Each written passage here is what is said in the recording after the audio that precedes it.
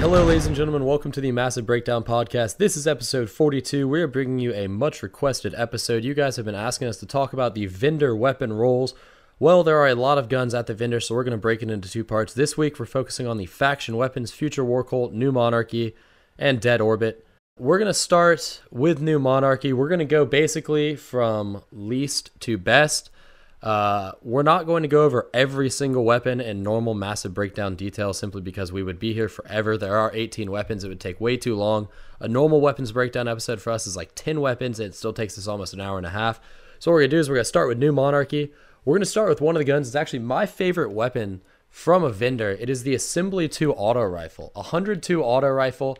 As one of the people on our Patreon asked us, it is basically a poor man's doctrine of passing. He wants to know why. Well, the honest question is because although it can roll with counterbalance and a stability perk, it cannot roll with counterbalance and braced frame, so it's not going to get maximum stability, and it can also not come with persistence. That's specifically what makes it a doctrine of passing. What makes it good is what I just said, the fact that it can roll with counterbalance and a stability perk.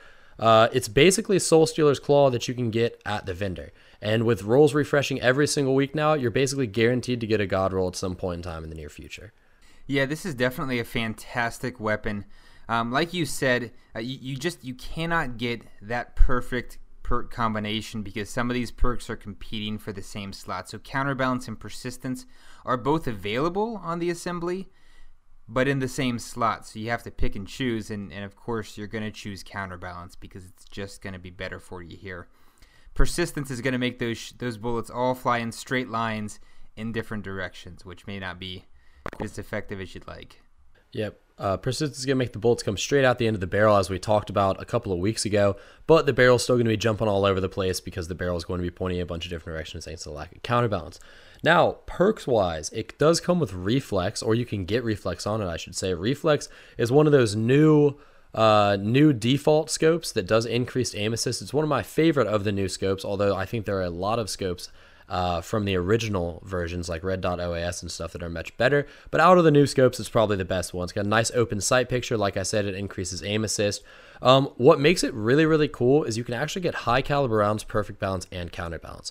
So although you won't be able to max out stability, you will be able to impart a lot of flinch on other people. It's actually one of the only weapons in this archetype, if not the only weapon in this archetype, that can get counterbalance, a stability perk, and high caliber round. So I think that alone makes it basically worth using in the Crucible. Yeah, that's a really nasty combination for sure. That level of flinch is brutal. I don't know if we've seen that exact roll yet, but definitely one to keep your eyes out for. On the sights, I have to agree that Reflex is a very solid option. It's got slightly improved zoom and also that extra aim assist. If you don't get that, I would not be disappointed if I pulled a Sure Shot. I love that open sight picture, the handling boost, the aim assist boost, all good stuff. Of course, with this type of weapon, a lot of times you want more zoom, and Sure Shot's not going to give that to you. So there are a couple other scopes that you could choose from, but really look for that Reflex. That's going to be your best bet here. Yep, and if you're wondering why we don't consider this like a god among 102 auto rifles, it's because stat-wise it's actually not that great. It's got average recoil or average range for the archetype sitting at 15. Obviously, Soul Stealer's Claw has more at 24. Unbent Tree has more at 16, not by too much. It is basically the exact same as the Doctrine of Passing, but the stability is not great. It's 32 base, whereas Soul Stealer's Claw is 37, Doctrine of Passing is 42, Arminius is 42. Reload speed isn't great. It's 69. That's about 5 to 10 less than all the other competitive ones in the archetype. Mag size is the lowest by about 4 to 7, depending on which one you're comparing it to. It's sitting only at 56. Most of the others are at 60 or higher. But the aim assist is pretty good. It's at 83, which is actually the highest out of the archetype. So it does have that redeeming quality. But that's why we don't consider it one of the best weapons out there. Although, with the right roll, it is still very, very good. And I would say competitive in the right hands. Yeah, this is definitely a great weapon for taking and running around in sixes. You're going to be able to just hose people down. You're going to pick up a lot of assist points with these types of weapons. I love my assist rifles. That's the best thing about running around with Soul Stealers or Doctrine. And it's also the best thing for me about running around with Assembly. You're just going to pick up those extra 50-point bonuses left and right because you're just dinking everybody as you hose down the other team. that is exactly true. Now, moving on to the next of the new Monarchy weapons that I think is decent enough for you to pick up. It's the Free Will 3, or as Kit Kutcha thought it was, the Free Will Ill. Slightly a little bit confused by that, by the 3 capital I's at the end of it. So stat-wise, this is where its stats can be deceiving. Stat-wise, it looks like it would be the best gun in the world. It's got good recoil direction, mag size stability, high reload speed, and aim assist. The only real drawback is the low range, but as we know, with hand cannons, range is basically the only stat that matters. So boom, you're kind of screwed right there. Yeah. You're not going to be able to use this gun to outrange Eyes, Lunas, and Palindromes. It's simply not going to happen. Now, what you can do, though, is get a really, really interesting roll. And the very first Vendor weapon, when Rise of Iron came out, came so close to having it. It had explosive rounds, Hammerforge, rangefinder, but it didn't have a great sight. It had steady hand, which is okay. I still prefer Sure Shot or True Sight. I think those are 2 best all-around sights. But explosive rounds, Hammerforge, and rangefinder. That's going to be pushing your range out absolutely as much as you possibly can. Explosive rounds is going to be shaking your enemy's screen and also helping with the damage drop-off, which you know is such an issue here. But at the same time, you're not going to be, hurting your stability like you would with something like Reinforced Barrel. So you could still spam the shots, and up close, it's going to help a lot. You're going to notice basically that it's much more like The Last Word than it is like something like an Eyes Luna up close. You should be spamming the trigger. You should be trying to hit those 4 body shots as quickly as you possibly can. It's actually a pretty forgiving gun like that.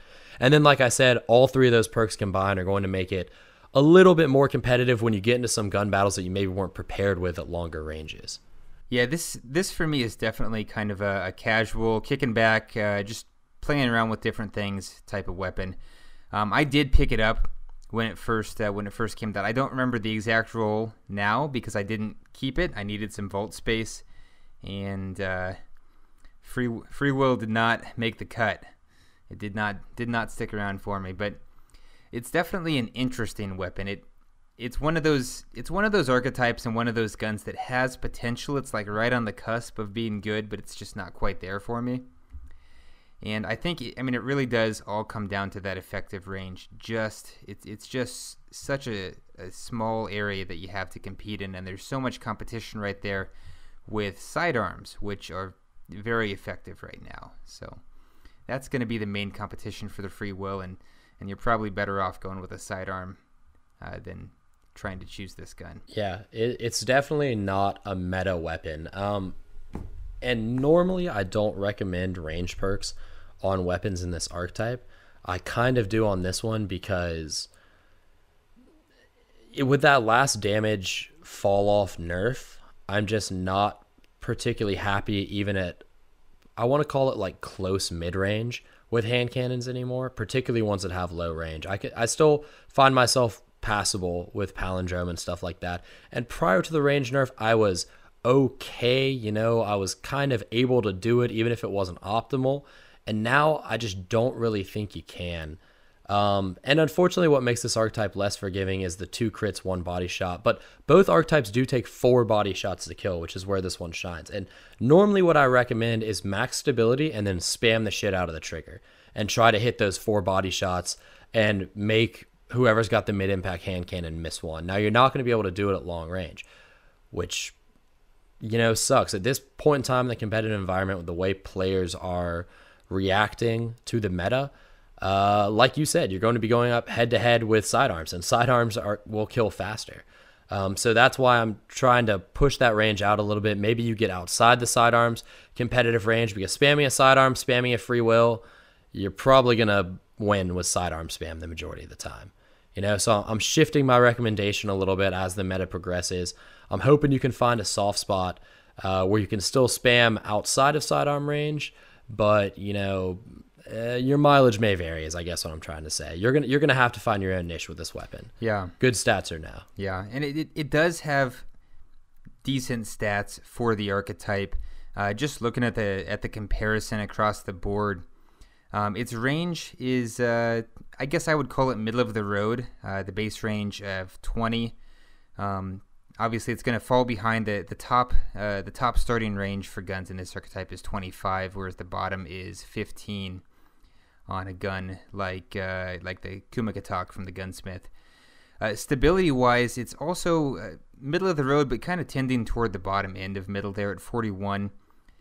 Guns like the Appellant 3 or Down and Doubt come in with 60 base stability. You've even got guns like the Waterstar or even Zauli's Bane, which is kind of a terrible hand cannon, at 45, coming in ahead of it. It does okay as well in the reload speed department. Again, just kind of mediocre at 48. That's higher than some, lower than others. The mag size is 9, which is, average. For a gun like this, though, that means only probably 2 encounters before you have to reload the gun. So for me, I'd like a couple extra rounds in there. The aim assist is actually a bit low for this archetype. It's 83. Most of these guns have 90 or better. So that's a little bit disappointing. Equip speed is good. It's low for the archetype, but still at 82, very fast. And then the recoil is nice, straight up and down at 94. So I love that about it. And that's kind of where it falls in the whole mix. So it's a mostly averaging weapon. You can see that it doesn't tend to favor the spammy playstyle as much as some of the other guns in this archetype do. Low stability comparatively, low aim assist comparatively. It's not really going to help you with spamming it. So again, it's probably my third time repeating it, so you might be getting the hint that this is what I think you should do with this gun if you do pick it up. You're kind of going to want to try to boost that range up a little bit and just take advantage of what you can. I found it a lot easier to recommend this gun when it came with such a good roll from the vendor. I don't really recommend it with too many other rolls. But, this archetype is something that people may want to give a look and may want to try it out. If you're tired of the meta, if you just want to bucket and try something new, give it a shot. The worst that happens is you don't like it and you go back to playing the way you were. Yep. Yeah, the way I look at it is the worst thing that happens is at least you get some weapon parts back out of it. So, and you get experience playing something off meta, which is always really, really helpful. That's true. All right, next weapon, and I hesitate to even call this a good weapon. We debated whether or not we even wanted to talk about it. It's the Deposition 7, which is the new Monarchy Sniper. It's in that weird middle of the road range where it can't kill any supers or any armored supers, but it also doesn't body shot really that fast. It takes 2/3 of a second to body shot. Honestly, when we were talking about this before the show, I just straight up preferred Defiance of Yasmin more. And I've never really had great success with any of the weapons in this any of the legendary weapons in this archetype besides Defiance of Yasmin. I have played with Patience and Time and Hereafter and done okay with them before they got those weird zoom changes, before Hereafter got those weird zoom changes. But Defiance of Yasmin is really the only one in this archetype I've ever had success with that was a legendary. The Deposition 7 is just, I don't know. It's never felt great to me, is I guess what I'm trying to say. And I don't know if the stats really back up that assertion. I mean, it doesn't have terrible stats. It's got low range, average stability, okay reload speed, okay aim assist, poor inventory, and okay equip speed. It's kind of just middle of the road. But I guess I'm so used to playing with guns that really do feel great. Like I've got my God rolled 1,000-yard stare, and I've got, my, what else do I have? I've got my Devil's Dawn, which I really, really like, actually, considering what a weird weapon it is. I've got, the Seventh Sense, which surprisingly seems like it's a ridiculous weapon, but I actually really enjoy the feel of it. I just don't really like the Deposition 7. I really felt the same way about it. It's very much comparable stat-wise to the Defiance of Yasmin, although it does have much better reload speed, notably, and a much worse inventory, conversely. So kind of a trade-off there. Reloads faster, a lot less ammo on pickup. One of the problems I have with this archetype in general is that they just kind of fall short in PvE. They're just not as reliable for sniping at. They're going to eat more rounds, but because they don't actually have any more shots in the mag than a higher impact sniper, and they don't do that much damage comparatively, they just don't perform as well for me. You're much better off either going with a ton of ammo on a lower damage archetype, or going with, a much higher damage archetype. Obviously, in PvE, generally, what we're running now is max damage snipers, because they're going to one-shot a lot of the ads. They're going to do a ton of damage. in the raid when you need them to. They're just very, very reliable in that fashion. So it's kind of in a weird spot. In PvP, I would have to agree. Yasmin has really done well for me. I was not a fan of the Deposition 7 when I gave it a shot last fall. It has not changed a whole lot since then, aside from the fact that the ammo changes are a little different. But it did not impress. It did not impress for me. It's very much a middle-of-the-road sniper in every regard. Yeah, I think part of the reason Defiance of Yasmin excels given the archetype is because it's custom scope. It's got those really wide open optics, makes quick scoping very, very easy. Like you said, super high inventory size, and the low reload speed is counteracted by the fact that it has Cocoon, so it reloads automatically when you store it. So Defiance of Yasmin has those things, makes it feel a little bit like an exotic. And the reason why I've had success with Patience and Time and Hereafter is because they are exotics. They've got really great stats across the board. They have their exotic perks, which I find useful, regardless of how, niche they are. And when I look at snipers, I want one of two things. I either want the ability to be able to kill some supers, to be able to go for those shots, and I'm willing to take the low body shot time to kill for that. Or if I'm not going to be able to kill a super, then I want to be able to body shot very, very quickly. And for me, I'm using the Seventh Sense. It's basically a poor man's Praetus Revenge. Jesus. It's basically a poor man's Praetus Revenge in the sense that 2 body shots come very, very fast. And I can still revive snipe. Now, those are all the snipers that can revive snipe. I tend not to run snipers that can't, just as a point of habit. But, there's obviously another archetype under that, and we'll get to that later when we get to Dead Orbit. But I don't really like a sniper that can't get super fast body shots and can't kill any supers. It kind of seems like instead of having the best of both worlds, I've got the worst of both worlds. So I think that's probably why I've been struggling with it. Yeah, I think that's really fair to say. Unfortunately, that's kind of what happens with some of these middle archetypes. They just don't balance out quite right. Things aren't quite. The playing field with the other weapons, higher and lower, isn't really even. So they just kind of get left behind, and you don't see them very much, which is too bad. Some of them do have some interesting options. I don't think this one stands out a lot. It's kind of got the typical perks that you would see on a sniper rifle that you'd be going for. You're going to be looking for hidden hand, most likely. You're just about guaranteed to get either short gaze or long view. You are guaranteed to get short gaze, long view, or ambush, one of those 3 for sure on this gun, which is nice. So if you like one of those scopes, your odds are pretty good. Beyond that, though, I don't know. It's kind of open. I mean, Quick Draw is an obvious choice. It's going to be the best perk in its slot. In the mid column, I don't really have any strong preferences. I would probably be happy with Perfect Balance just to make those body shots a little bit easier to follow up on. There's not a whole lot there that I care about, though. Life Support is probably more objectively the strongest PvP perk if you're actually good at sniping. That's my take on it, though. What are your thoughts? I mean, I tend to run, besides the obvious perks like Injection Mold, Quick Draw that increase ADS speed and Hidden Hand, and the low zoom scopes, I tend to run Stability.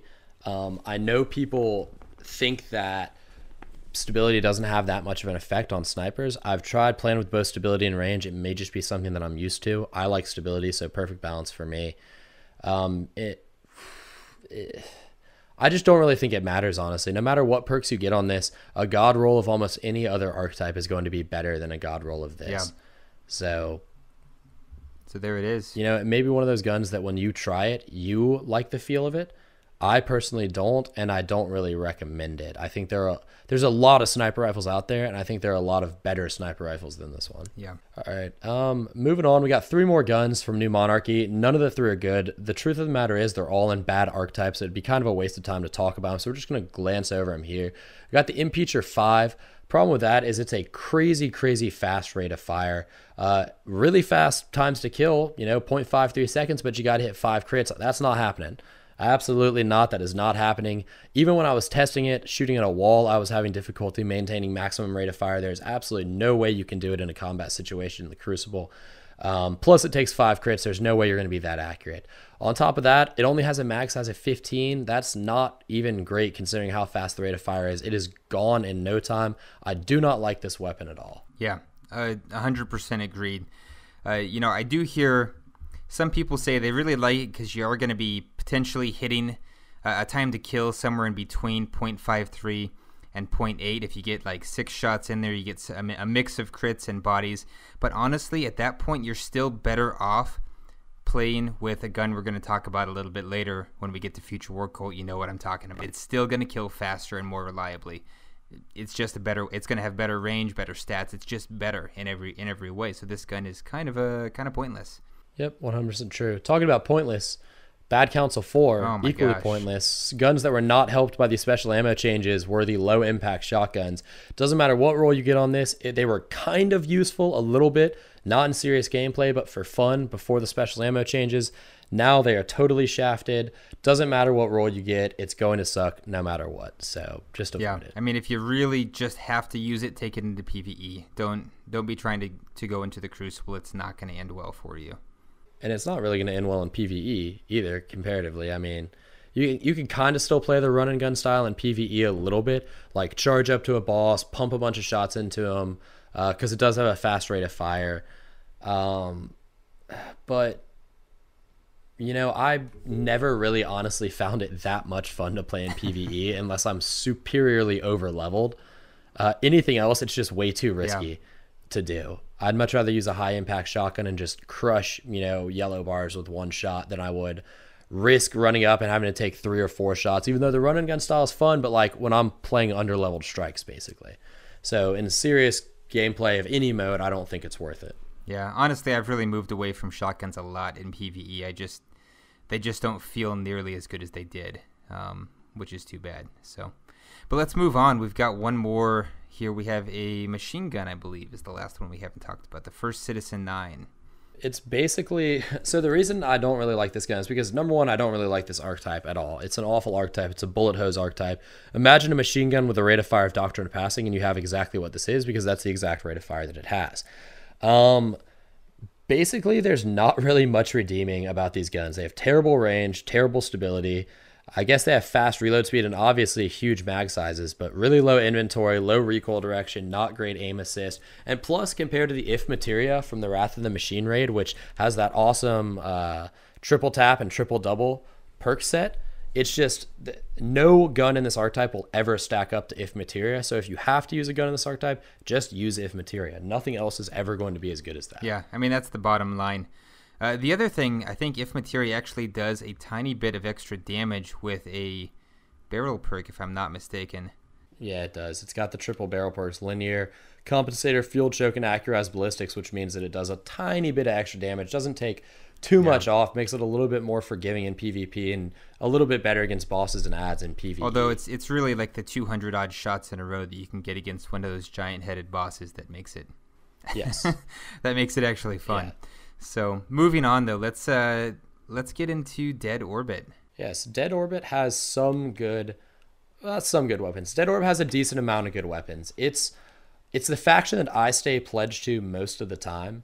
Mostly because I think it looks cool, even though they're, Arak Jalal's a weird little emo kid. But besides that, it's got some really good weapons. Before I had Chaos Dogma, I was really, really obsessed with this class too, and before the special ammo changes, because there are some pretty excellent weapons. And I guess we could start at the beginning. The Extremophile 11. It's an 88 8 archetype auto rifle. It's one of the mid impacts. The truth is the legendaries in this archetype aren't great, but they're also not bad. I would say they're middle of the road, and low level PvP, they're really excellent because they're very forgiving. They're super stable, easy to control. A lot of them come with great rolls. I mean, the Extremophile 11 basically personifies that. It doesn't have great range and it doesn't have great recoil direction, but it's got great stability, great reload speed, great mag size, and great aim assist. So, they're fun guns to play with outside of competitive play, but also I wouldn't even take these into like high level 6s unless you're really, really good, or maybe you're rolling with a fire team.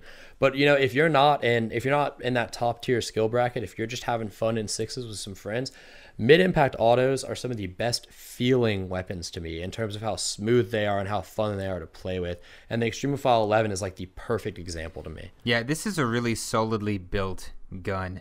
There are a few auto rifles in this archetype that don't stack up quite as well, and I really feel like it falls neatly in line with that kind of ease of use. Still effective, not perhaps the most competitive, but it just feels good when you shoot these guns. And I think that's one of the things about them that you can't oversell. Perk-wise, reflex, like we talked about on the assembly, reflex is probably going to be the best one. And actually, I mean, it's basically the exact same gun as assembly with a different paint scheme and a different archetype. You're still going to want high caliber rounds. You're still going to want perfect balance. You're still going to want counterbalance. Now, you're not going to have great range with this gun. It's just not going to happen. The damage drop-off is going to be aggressive. You're going to find it is not very sticky outside of close range. But, I mean, that roll is such a perfect roll for an auto rifle, especially this auto rifle. It is going to be buttery smooth up close. And as long as you're not basically facing someone who has an assembly who can bullet hose you down faster, I think you can be, I hesitate to say competitive. I think you can not die that often. But also feel good while you're playing with it. You know, there's some of those guns that you don't actually care how high your kill to death is because they just, I think we talked about this with Vision of Confluence. It feels like Destiny was designed with like these guns in mind. They just play really well with the smoothness of the game. So, yeah, absolutely give it a shot, especially if you've got one of those really One great quick rolls. note I want to make. This is a gun where I would suggest counterbalance because the recoil direction is basically horizontal. Or very horizontal anyway, perhaps a little bit diagonal. I would not necessarily recommend that on every gun in this archetype, so don't take that recommendation and generalize it. You have to be really picky because these guns are all very different. The 88-8s have a ton of varieties in stats, so you really have to look at each one as a unique case. But this one, counterbalance is a great pick. For instance, my favorite weapon in the 88-8 archetype is the Zaranea, which has 70 recoil direction, so I don't think it needs... just plain and simple, I don't think it needs counterbalance at all. I can get away without using it. I have one that has braced frame and rangefinder that is super smooth. There are some that are rifled barrel persistence that are exceptional, braced frame persistence, but we're getting off point. That's a gunsmith weapon. We don't need to talk about it. But yeah, usually when you start to hit 70, I stop worrying about recoil direction as much. 70 means it's basically vertical enough that I think I can control it. For some people, that doesn't hold sway. But I mean, if you're down at 60 or below, you probably need to be using counterbalance. Yeah, I would definitely agree with that. On all points, honestly, I think the Zaran AD is a really underrated weapon in this archetype. I don't see enough people using it. But which occurs to me, I don't think we've ever really done a breakdown on the gunsmith weapons, which is just weird. That I've never really pushed for that. I've always had the guide out there, and it's never really felt necessary. So, anyway, yeah, you may be right. It might be about time to get it out of the way while D1 is still fresh-ish. Yep. And then moving on to what was one of my favorite guns from Dead Orb. It's a Keystone 01. It's a high-impact scout.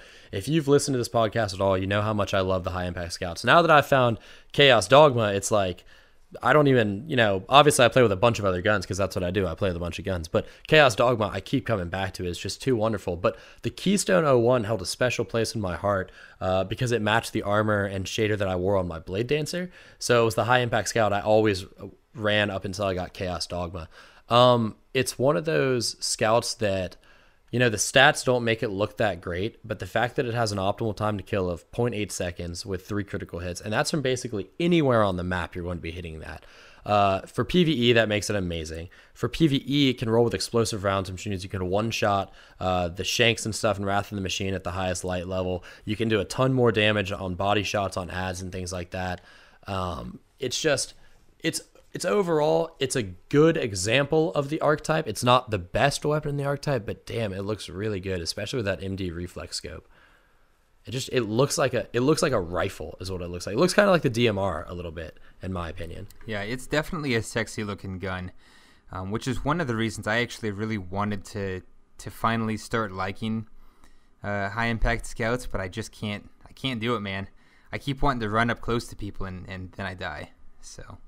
It just doesn't work. It is hard to train yourself to basically stay out of all the lines of fire that you normally want to go into and stay out of all the engagements that you normally want to do. But You know, I really, really like it. You know, we'll talk stat wise. Yes, I understand the Keystone might actually be one of the worst stat wise of the bunch.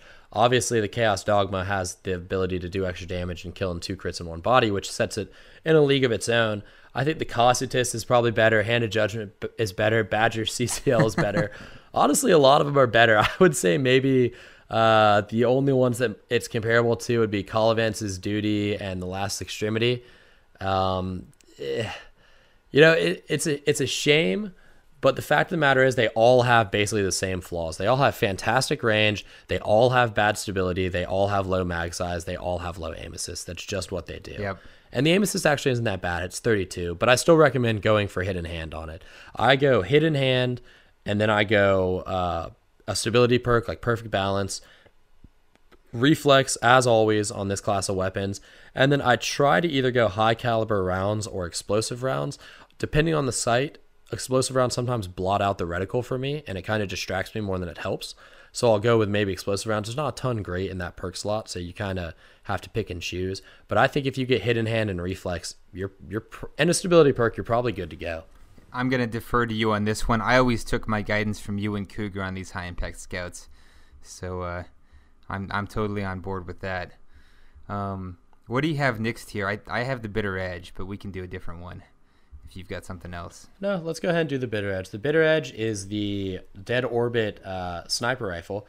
It's basically Waylorn's March, which means it's got that super fast 0.5 second double body shot. It cannot revive snipe, we know that, but it does come with 5 in the magazine, which is pretty awesome. Poor range for a sniper rifle, sitting at 64, but I mean, you're not really going to be finding too many maps in the Crucible where that dramatically comes into play. Stability is okay at 50, much better comparatively than something like the 2020 AMR7, which is in the archetype just beneath it, which is a gun I don't know why it exists at all. Reload speed is fast to go with the high mag size. Aim assist is really, really high. Like I think the second highest out of all of the legendary snipers, 76, just incredibly high, super forgiving. Inventory is not great, but the equip speed is also very, very fast. It is a fast weapon. Basically, you're using it like a scout rifle that doesn't have very many shots in the magazine. Yeah, that's totally accurate. It's really like Waylorn's March. It's a poor man's Year 1 Praetor's Revenge. If there are any Year 1 players listening who just played Praetor's like a scout rifle in Year 1 and just double-bodied everybody all the time, you can do the same thing with this gun. It's just a little less effective because you don't have quite as much ammo. But it is very forgiving. It's probably in terms of like the play style that it encourages you to adopt. It's second only to Waylorn's March itself, which of course you can only get from the Iron Banner. But it's very, very forgiving, and just really probably the type of sniper rifle I like the best because I just don't land headshots that reliably because I don't snipe enough. So I love being able to get that quick follow-up. It does just enough damage with 100 on the body shots to double tap 95% of your enemies. At this point, most people, you're not going to run into max armor that frequently. It's just not that common. And if you do run into somebody like that, well, I guess hopefully they're far away, right? So, yeah, and they can't get to you. Yes, definitely. Perk-wise, it has a really decent perk selection as well. In that, let's see, we've got one slot. This is kind of a standard slot, but it's got Hidden Hand, which I think is going to be your best pick.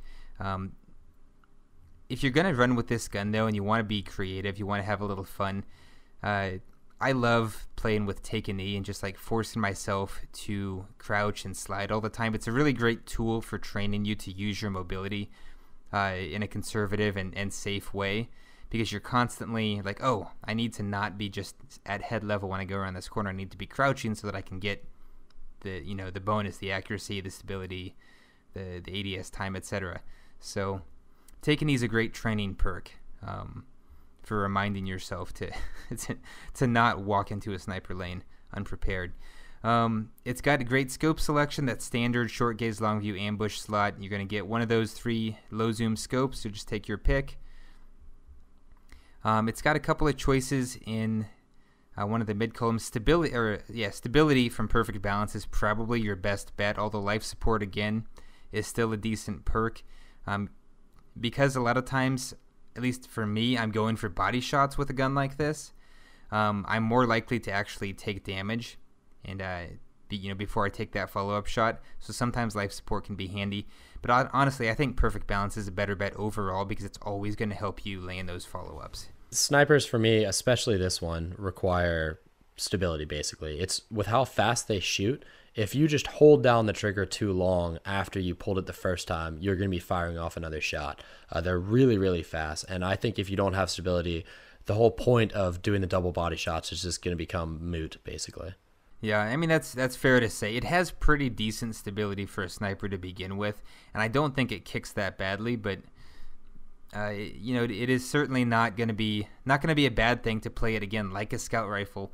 Try to make it like a laser beam, You don't want to have to work too hard for that follow-up, for sure. And then, like you said, low zoom scopes, hidden hand. I mean, all snipers basically, all snipers practically benefit from the same perks. You want to boost aim assist, you want low zoom. Most people want ADS speed. If you can't get ADS speed, it's either range or stability. I prefer stability. Some people like the extra stickiness that range gives. It's really up to you, but all snipers basically benefit from the same perks. So, take what you will. Yeah. I mean, the majority of sniper lanes, having any range beyond 60 or so isn't going to make that big of a difference. There are some lanes where it can make a difference, even on kind of the smaller to mid-sized maps that we play on. It obviously will make a difference on the big maps if you go and play combined arms for some reason, which is a game mode I wish got better support. But anyway, that's a whole other story. So that's really the only place that it actually punishes you is on the really big maps. But let's move on here. What else do we have? I just accidentally scrolled. Well, we got the Last Ditch 001, which for a period of time was like the go-to shotgun before everybody got Matadors and stuff like that. It is capable of maxing out range, but you have to get a weird combination of perks because it can't roll with rifle to reinforced barrel. So I think it was, what'd you need? Hammer forged and hand loaded and a special barrel perk. I honestly don't remember. I haven't done the math on this one in a long time because, spoiler alert, ever since the special ammo changes, I really haven't been even trying to give shotguns a fair shake anymore. I just don't feel like they're close to as effective as they once were. But you need a barrel perk and then hand loaded, hammer forged, and you can always get rangefinder in the last slot. I mean, this gun, well, one of the cool things was it could actually come with quick draw too, which was very, very impressive. A lot of people like that on a shotgun. But the fact of the matter is there are better shotguns out there. The Matador 64 is better. The Party Crasher is probably better. I mean, this was great when it had a great roll from the vendor and everybody needed a shotgun because shotguns were the meta. Now at this point in time, I mean, it bears mentioning because it once was powerful, but it's just not there anymore. Yeah, I think it was smooth balls that you needed to max that range out. Oh, it's an interesting way to refer to that. Yeah, refer to that barrel perk. I mean, last ditch. You got to get the manscaping. That's all there is to it. So, yeah, it is what it is. All right. Well, I mean, if you're curious about stats, what does it compare to? I mean, it compares almost exactly to a Party Crasher +1, just with a little bit different roll set. It's got a little bit higher impact and slower rate of fire, but base range is the exact same. The thing is, it doesn't have great inventory. It doesn't have great equip speed.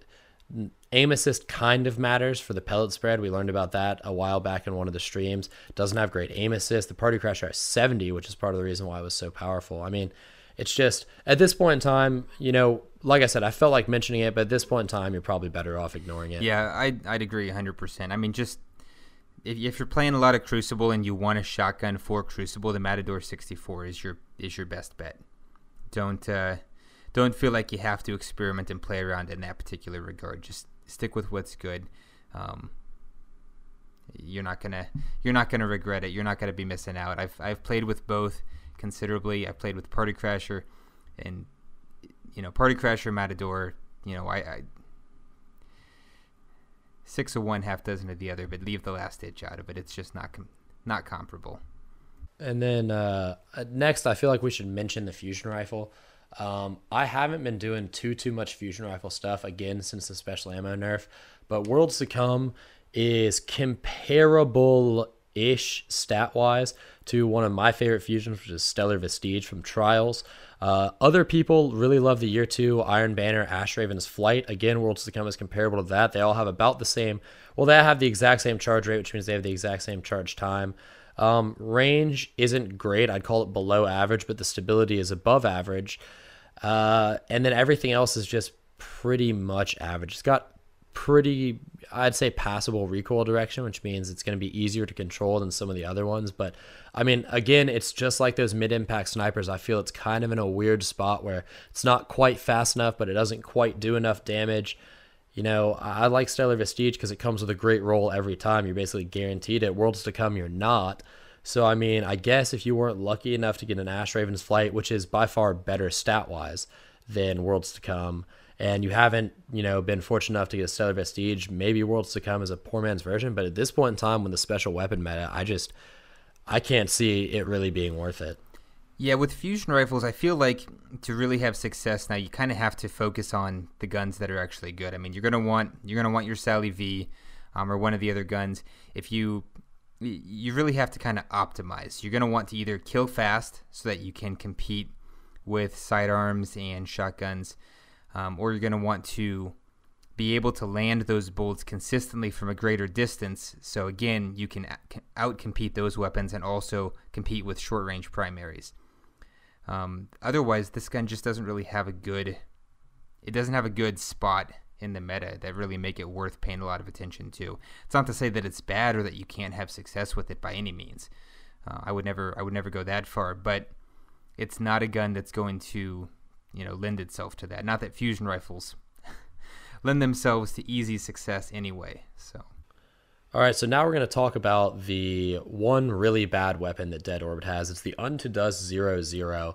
It's very similar to a clone of the Smolder, which was the Taken King's Crucible rocket launcher, except for it's actually worse. It's got very low blast radius, low velocity, and whereas the Smolder had high inventory, Unto Dust 00 actually has low inventory. The only place it is really good is rate of fire and reload speed, and neither of those two things matter tremendously for a rocket launcher.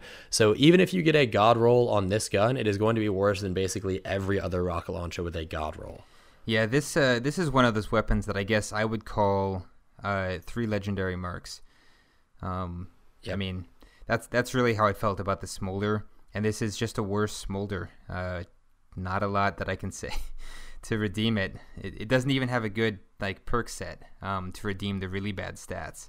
So, and I mean, it has kind of the standard perk set you would expect, right? But there's not any good combinations. You know, with some guns you can get combinations of, you know, like good setups, I guess is what I'm saying, with grenades and horseshoes and tripod and another good perk. And you can get grenades and horseshoes and tripod both on this gun, but then you still have really crappy blast radius, really mediocre velocity. It doesn't do enough. It's just a bad weapon. So let's go ahead and move on to Future War Cult. Then Future War Cult, we saved it for last because we saved the best for last. It has really, really good weapons just in general. That's right. I mean, obviously everybody knows about what is basically the meta right now, which is the Wormwood. But on top of that, it had what was basically the meta before, which was the Waltz. It has a pretty good rocket launcher in the Warpath. It's got a great PvE scout rifle in the Wounded. I mean, even the Whale, if you haven't been lucky enough to get you a Fatebringer, which at this point you probably should have, but, you know, prior to the Fatebringer coming back, this was the go-to chance to get a Fatebringer because Imago Loop was just not being friendly to people. And then even the weighting, the fusion rifle is pretty good as far as it goes. So basically all 6 of the weapons are decent. But I guess you want to start with the Whale? Yeah, let's start with the Whale. I'm gonna be honest, when they first started talking about the weapons that were coming in Rise of Iron, and I heard some people mention the Whale, I thought it was the Whale like the animal, right? Like this was gonna be a high impact, hard hitting hand cannon, and high impacts maybe we're finally gonna get a little love. Not so, but it's decent nonetheless. It compares pretty favorably stat wise with some of the other hand cannons in this archetype. It's not a standout. You're not going to choose it over a Palindrome or an Ias Luna. But it does have okay range at 32. The stability is a little lacking at 37. It's not terrible. Reload speed's kind of average. The mag size is probably the worst thing about it. The base mag, I think, is 7, is what we've got here, which is just terrible, and that's too bad. But the aim assist is solid. It's a little above average at 77. Equip speed and recoil direction. Equip speed's terrible. Recoil direction is 83, which is maybe not great for a hand cannon in this archetype, but still fairly up and down, fairly vertical. So pretty easy to use overall, I think. Yeah, it was one of those guns that I got at the very beginning of the Taken King, or at the very beginning of, not the Taken King, Rise of Iron, sorry. And it feels good. Even though it has 7 in the mag size, I felt it made me more conscious with my shots. And it really felt good. I didn't find a use for it in PvP, but in PvE, like I said, I did try to grab one of the explosive rounds Firefly rolls and try to pretend like I was my little Fatebringer for a little while. And I really, really enjoyed it. I think it was a good gun. And I mean, I don't know. It felt good, and it doesn't really have any real reason to feel good. It doesn't have great equip speed or recoil direction or stability, but maybe it was because it was one of those guns that I look at with a little bit of a nostalgia filter on. But it's got pretty good aim assist and pretty good base range, which probably helped out back in the day. But I liked it. I liked it a lot, actually. Yeah, it's very middle of the road. I would say, if we've got anybody who's just recently bought Destiny, you picked up the collection on sale or whatever, this is a great gun to pick up from Future War Cult early on. I would recommend as well that if you are just now kind of getting into stuff, if you're brand new to the game or just started playing the last couple months, you need to go pledge Future War Cult, because it does have some of the best weapons of any of the vendors right now, and you're gonna be sad if you don't get some of these guns. But this is a great one to pick up as a primary, to push your light level up, have some fun knocking out story missions and strikes. It's not, like you said, it's not a standout necessarily in PvP, but it's not unusable by any means. It's in a great archetype, so it's got that going for it. It's got some good perks too. You can get Luck in the Chamber, which is always fun when it triggers. And it works a lot better on this gun because it's got 7 in the mag. It does, yes. That's the one time, of course, that low mag is really nice if you do get a Luck in the Chamber roll. But you can also get Hidden Hand or Rangefinder in that slot, so it's got a couple of good options. It's got the Sure Shot IS, which is just hands down for me the best sight you can get on a hand cannon. Of course, you could also roll the True Sight. It's got that kind of same set.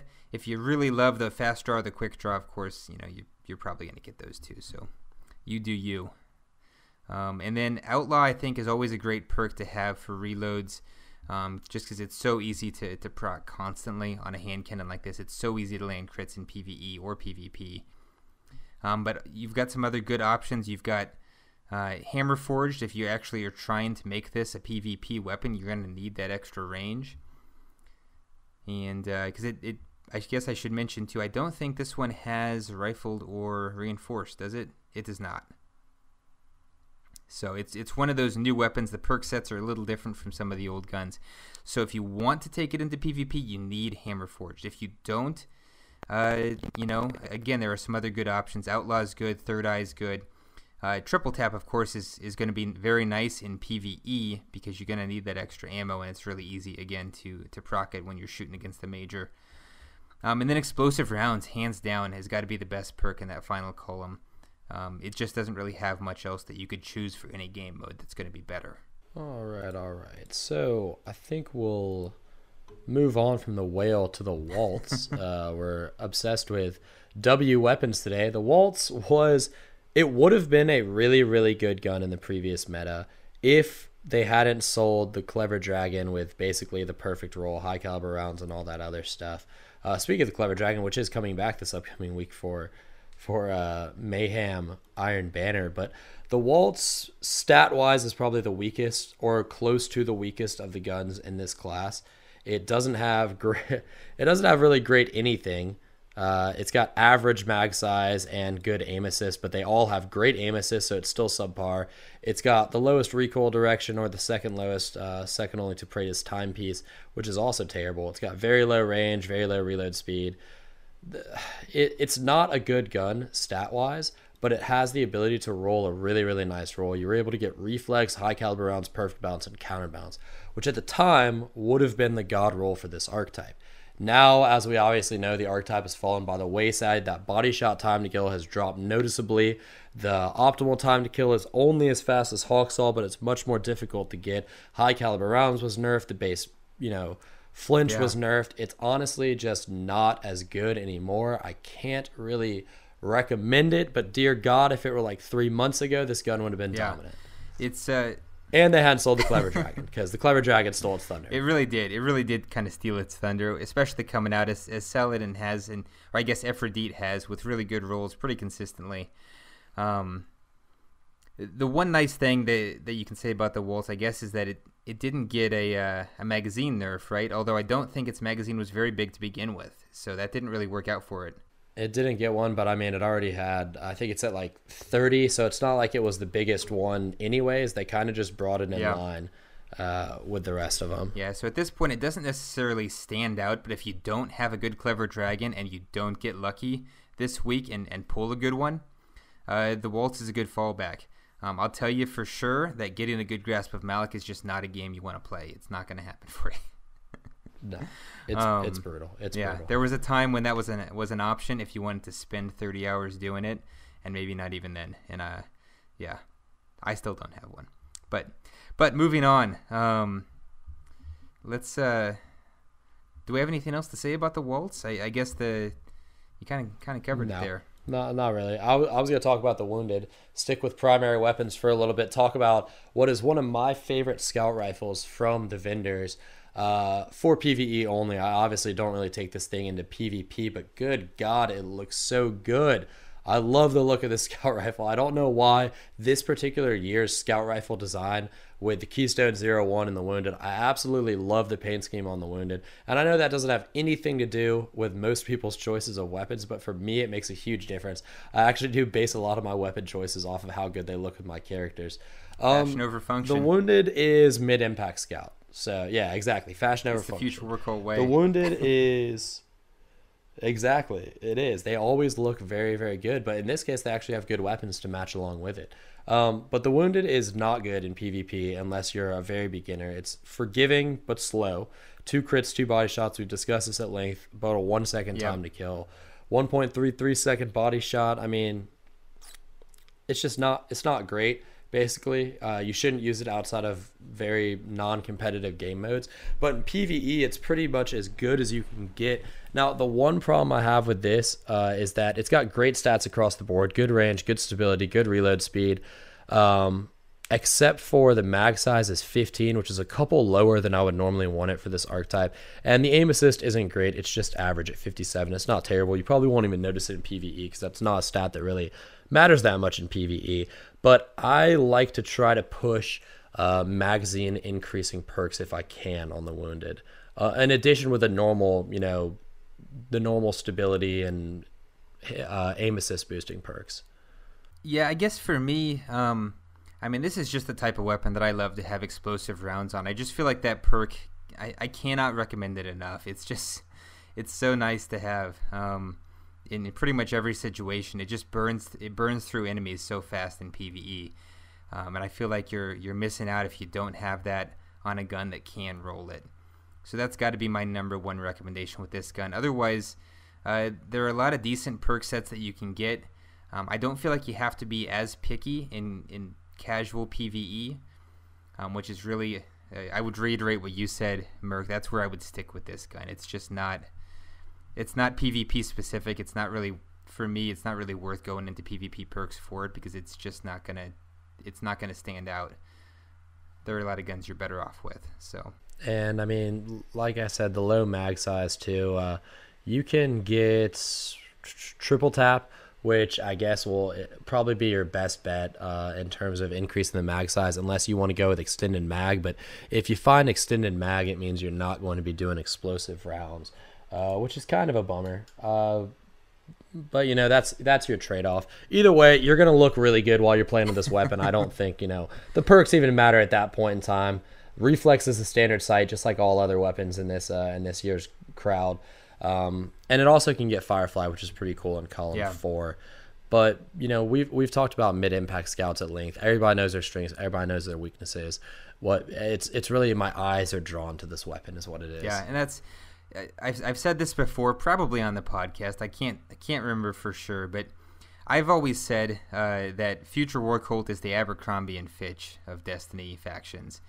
All their stuff is branded. If somebody's repping Future War Cult, you can't hide it. It's right there front and center, and I personally love it. A lot of people don't, but I think that it's the most fun to play dress up with Future War Cult for me. To me, Future War Cult people are like the vegan CrossFitters of the Destiny world. Like how do you know they rep Future War Cult? Don't worry, they'll tell you. Is basically what it is with their appearances. Although I'm not vegan or a CrossFitter, but that's okay. Well, give it time. Give it time. So what do we got next here? I guess we can probably talk about the Wormwood. I hear some people have had some success with that weapon. I think the Wormwood is a great place to go from here. So basically the Wormwood is the meta at this point in time. I think it's got to be one of the most used special weapons. It is extremely strong. It's great stat-wise across the board. It has been given to us with fantastic rolls over and over and over and over again, basically so that every single person in the Crucible has some form of really great Wormwood roll. I mean, just this week, it's got Sure Shot, high caliber rounds, fitted stock rangefinder, which is a pretty great roll. 0.6 second optimal time to kill with 1 crit and 3 bodies, 0.8 seconds with 5 bodies. It is hit scan, thankfully. It's got good stability by default, good aim assist by default. The one place it really, really does lack is the low mag size. It's got 12, because if it had 15, it would probably just be the best all around. Range is lower, not the lowest. The Iron Wreath is actually lower than it at 26. Wormwood's at 28. And the reload speed isn't great, but they all have blazingly fast reload speed, so who really cares about that? I mean, overall, you just can't beat it because the fact that it's had God rolls over and over and over and over and over and over and over again, whereas every other sidearm has been quite stingy with the God rolls. Well, and it's just got, I feel like it's got a lot of good possible rolls that it's just worked out really well for it. A lot of the perk slots are fairly sparse in terms of options. There's just not a lot of possibilities for it to roll badly, which obviously it hasn't. One thing I will say about the Wormwood, it's actually seen since the special ammo's nerfs, it's seen a little bit of a drop in popularity. It's only getting just under 5% of all kills in the Crucible right now. It's actually falling below Icebreaker, which has climbed up just over 6% of all kills. So Icebreaker's kind of taken that shine, but the Wormwood is still very dominant. If you don't like to snipe, or if you like to snipe but you hate the Icebreaker, I mean, the Wormwood's a fantastic special. It's pretty much, in terms of like the top 6 weapons by kills right now, it's the only close range special on that list. I guess technically the Matador is, but the Matador is its own thing. That's like right at the bottom. It is the meta. Nothing defines the meta like the Wormwood. There's a lot of good options in terms of perks. Actually, this week's roll is really, really great. It's very close to what I would consider a perfect roll. You can get maybe hand-loaded instead of fitted stock would be better for it. But, I mean, honestly, if I didn't already have a God roll, I'd scoop this one. You might want hidden hand instead of rangefinder. But, I mean, shoot, it's like he gives it to us every single week with a great roll. And at this point in time, nobody's even excited because they're already kind of tired of it at this point in time. At least I hope they are, but seeing those numbers, full well that most people aren't. If you don't have good Wormwood, just go and buy it. Legendary marks are so easy to grind out. You can just go play 5 story missions, knock out a little bit of Crucible, maybe a strike or 2, and you're going to have 150 marks to buy it again next week if it somehow manages to roll better. So you're not going to miss out if you buy it this week. If you only buy one gun from a vendor and you don't have a Wormwood, you need to go and buy the Wormwood. That's bottom line, what it is. So, yeah, how are you even competing in the Crucible if you don't have a Wormwood at this point? Yeah, I mean, I guess you're a sniper god with Icebreaker. That's the only thing that you can go up against it with, is it just stay far, far away. That's your only alternative right now. So. All right, moving on from the Wormwood, we're going to the Waiting, which is the fusion rifle for Future War Cult. This is actually I know some people like it, but in my opinion, this is one of the weaker weapons that Future War Cult offers. It's very, very similar to the Vacancy, which they offered during Taken King, and that it's high impact, but not high enough impact to kill in 4 bolts. It does require 5, just 1 or 2 notches under that. Good range, good stability, actually pretty good stability, not compared to the Thesan and the Vacancy, but average mag size, okay recoil direction, not great aim assist. I'm not super impressed with it, honestly, probably because I played with the Thesan and the Vacancy so much, and I just feel like they're both better versions of this weapon. Plus, I mean, come on now, we got the Sally V. You don't really need something that actually has worse base stats than the Sally V and can't kill in 4 bolts. Yeah, it's a very solid fusion rifle as they go, for sure. And it's, I think the weighting's been around for a while. Is that a new one? I don't feel like it was new. Is it just, maybe it's just too many similar names? All these W's throwing me off. No, I'm pretty sure the weighting came with Rise of Iron, but the thing is before they had, didn't they have 2 fusion rifles? They did. I think that's what's confusing me here. Yeah, I think it was the Vortex and the Vacancy. Yeah, I think it was similar maybe to the Vacancy. I don't recall now off the top of my head, but either way, bottom line is it's a very solid choice for a fusion rifle. It's probably not like the tier 1 fusion rifle choice, but it's probably tier 2. It's probably one of your second best if you don't have Sally V. If you're like me and you go and grind like 20 or 30 Archon's Forge runs and you get literally 0 Sally V drops, the weighting's a good backup. It's a good option. Perks wise, Reflex obviously is the site. I go with Accelerated Coils because it's not going to bring down the bolts to kill, but it will help you out a little bit. And then in the second column, Small Bore, Perfect Bounce, Hammer Forge, any one of those. You know what you're good at with fusions. You know if you need stability to help you out or whether you can go with range.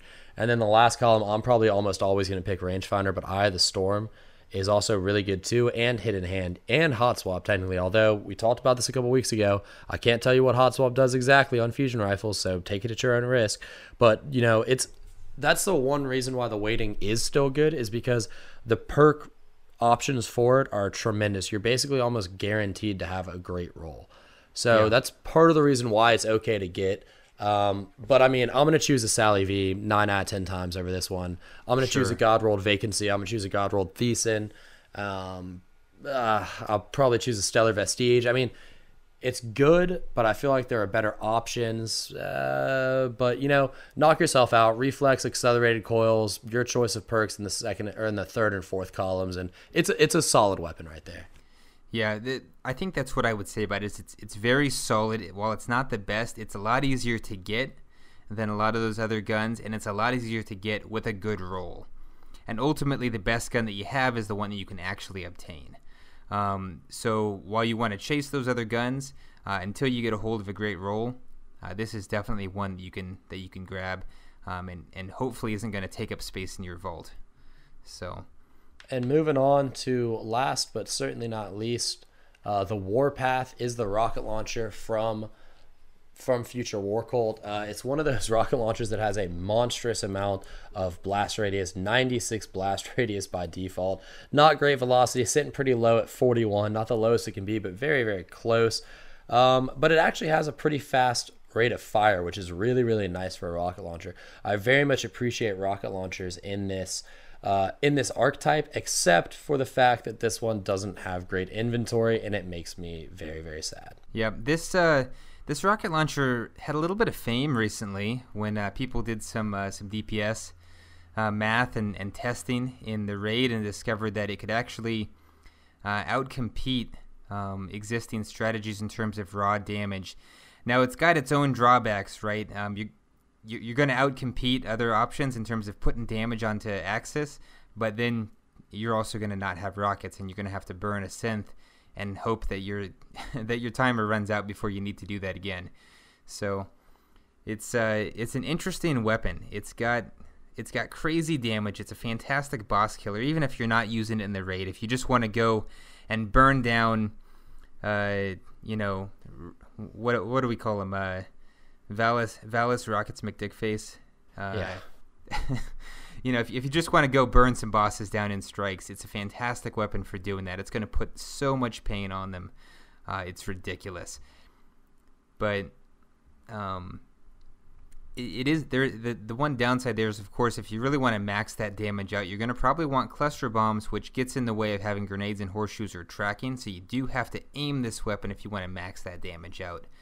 If you don't get cluster bombs, obviously, you've got one of the other two. You're guaranteed to get one of those three, which is fantastic. That's one of the great things about the future war cult weapons in general, is they pretty much all have really great perk sets where you're just guaranteed to get something that you can use and be happy with. And the Warpath has benefited from that in a huge way. It's got some great perk options. It really does. You can get tripods, you can get grenades and horseshoes, cluster bombs. I'm actually using the Steel Oracle, which is a weapon in this archetype in PvP right now with cluster bombs. So it's not impossible to use. And you can get Field Scout too. Yeah. Obviously, you're going to want to pick Warhead Verniers or Hard Launch for the barrel perk. Try to get that velocity up. And then Field Scout, Tripod, and either cluster bombs, grenades, and horseshoes would be the two I would choose for it. It actually is a really solid weapon. So I do recommend it. And obviously, we all saw the hubbub that, like Kitch said, got brought up when people started suggesting that it was better than a Dark Drinker. Whether or not you believe that or not, or find it to be a worthy raid strategy is up to you. But it is a good rocket launcher. Now that Truth has been nerfed, if you're still searching for something else, if your heart is broken, your soul has been ripped from your chest by Bungie and those bastards who do the balancing, like what happened to me, then you might wanna give it a shot. Yeah, it's an interesting argument. I think the bottom line, as far as the whole raid strategy thing, is you can do it either way, right? Just know what you're doing, commit. For my money, Dark Drinker is a much easier strategy to pull off. I say that having somehow never bothered to actually go and get a Dark Drinker, which is, mock me if you will. That'll probably force me to actually, get off my butt and go do it. But really, as long as you know what you're doing, you're putting your damage where it needs to go. It's not something that's worth kicking somebody from a party over. Let's just say that. Keep the salt where it belongs. On Twitter, raging at Deej to go code. So that's all I would say there. Other than that, the Warpath is a great weapon, and you should definitely look for it. Absolutely. And that concludes our faction weapons breakdown. Hope you guys enjoyed it. Hope you guys learned a little bit. Kit, you got any closing remarks you'd like to add? So the one other thing I wanted to do is just give a quick mention. It is Iron Banner week this week, and it's going to be Mayhem Clash. I guess by the time you're listening to this podcast, it is Mayhem Clash, which is going to be interesting. I think it's going to be a lot of fun. Hopefully you're not looking to grind up your rank, because it's going to be super chaotic. It's probably going to be tough to do, although as always a coordinated fire team is going to have the advantage in Iron Banner. That's just always the case. So, get your friends together and go pub stomping. Don't be ashamed. Use whatever, right? So the other thing that's going to be great to do this week is if you've not finished off your Age of Triumph, this is a fantastic time to get those super and grenade and melee kills done. Obviously, your abilities are going to be charging left and right. Grab your Memory of Scory, get in there and help the team out. We've also got two weapons, of course, for sale. We've got the Clever Dragon. We already kind of mentioned that when we talked about the Waltz. It's Fallen from Glory. At this point in time, you can kind of replace high caliber rounds with your choice of perks in that slot. Otherwise, the God roll's unchanged. You're still going to want counterbalance on there. You're still going to want to boost stability. It's pretty much what it always was. You just can't rely on the flinch like you used to, which is too bad. But what I'm excited about is we've got the Silver Dread for sale. You're going to know the answer to this question by the time that you got it, but if it's got a good roll, this is a fantastic gun to buy. It's guaranteed to have a barrel perk that increases impact, which means its time to kill optimally with 4 headshots is going to be 0.4 seconds, and the worst you can do, as long as you land all your shots, is going to be 0.53 seconds. That's the body time to kill with 5 body shots, which is the same as or faster than basically what any other gun is going to consistently do. It's maybe not the best machine gun. Cullum's Terminus is still, of course, probably going to be the best in terms of reliable time to kill, and there's some other guns that can pretty reliably hit 0.5, just a hair faster, but it's very good. and if you can work it, if you can land those crits, it's a monster.